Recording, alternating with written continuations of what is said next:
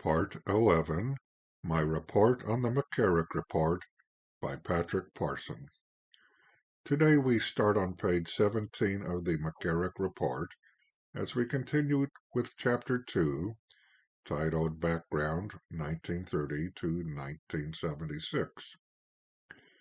At the age of 41, McCarrick was appointed a secretary of Cardinal Terence Cook of New York in 1971. Through his work with Cardinal Cook, he met high-level political and religious figures, including presidents of the United States.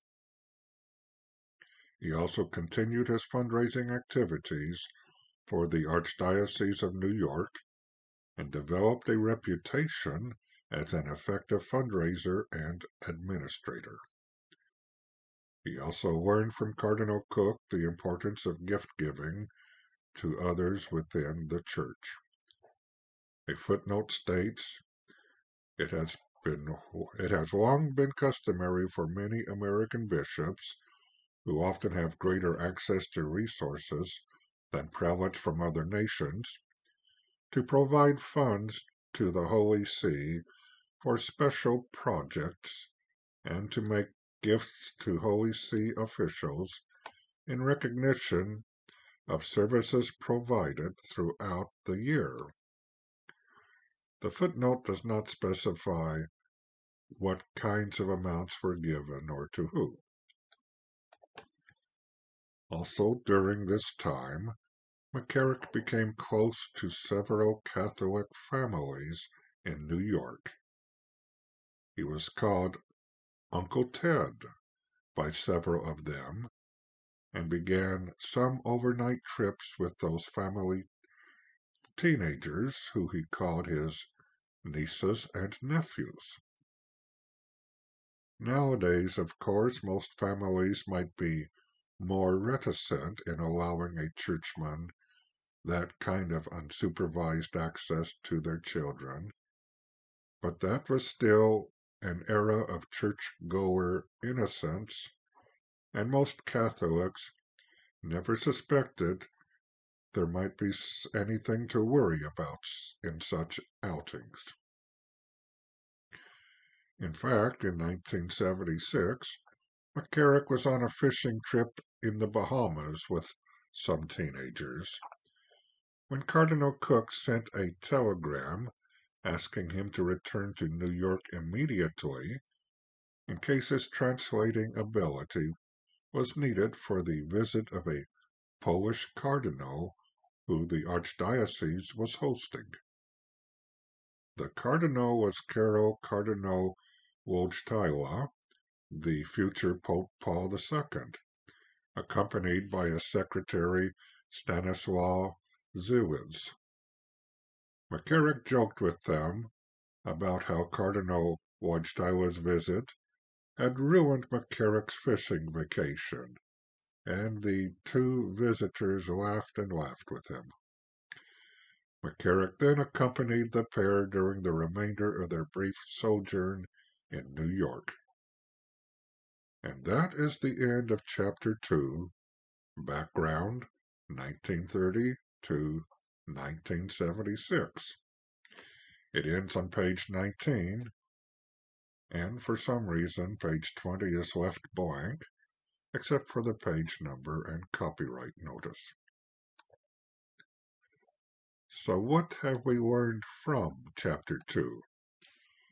There are some unexplained areas, such as McCarrick's going to Switzerland to study. What led him to pursue that course, and how was he able to afford it? When did he decide to become a priest? Did he have a true vocation to save souls? Or did he have some ulterior purpose in choosing a career in the Catholic Church?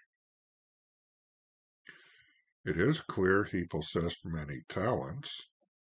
As well as being a native English speaker, the report states he had a facility in French, German, and Italian.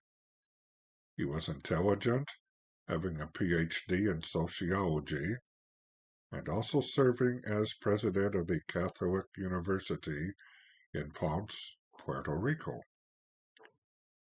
And McCarrick demonstrated a special skill in fundraising, which would require personal interactive skills. He must have possessed an attractive personality, and he would have established many relationships that would serve him well in the years to come. In short, if we had known McCarrick at that time, we would have found him a charming, friendly, and probably endearing individual, well capable of gaining our trust, whether he deserved it or not. We will begin our next segment, starting on page 21, which begins Chapter 3, Elevation to the Episcopate, 1968 to 1977. That is where we will start seeing his rise to power. And let us remember that worldly power is transitory, and our faith and trust should be in God. Please join me in the prayer that Christ's mother gave us over 100 years ago at Fatima. O my Jesus, forgive us our sins, save us from the fires of hell, and lead all souls to heaven, especially those in most need of thy mercy.